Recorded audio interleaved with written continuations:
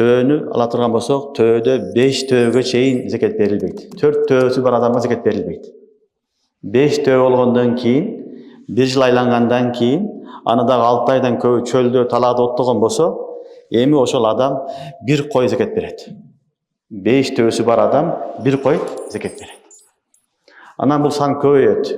5 төөдөн кете берет. Дагы 5 төө кошулгаса, 10 төө болгондо 2 кой болот.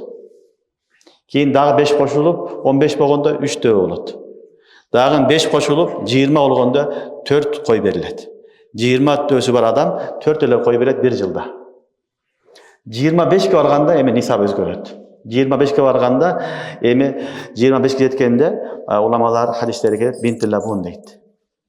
Бинти махаз дейт экен. Бинти махаз дегени ошол 2ге чыккан тайлакты айтылат. Эми 25 төөсү бар адам 2ге чыккан тайлак берет эми.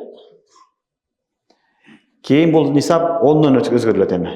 25-тен тартып, 26-тан баштап 35-ке чейин барат. 36-га барганда эми бинти лабун берет. Бинти лабун деген 3-кө чыккан төөнүн баласына айтылат. 35-ке барганда, 45-ке барганда жиза дейт.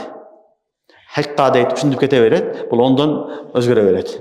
Мына ошону нисап деп айтылат. Демек төөсү бар адамдарга 5 төөсүгө чейин, 4 төөсү бар адамга зекет фарз эмес, важип эмес. 5-тен башталат, 5-inde 1 кой, 10-да 2 кой, ошондо бирден 5ке 1 кой болуп барып туруп, 25-ке барганда анан төөгө өтүп кетет.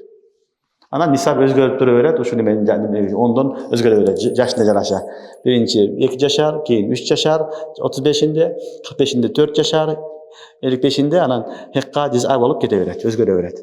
Бул төөнүн нисабы. Ушинтип төөгө зекет берилет.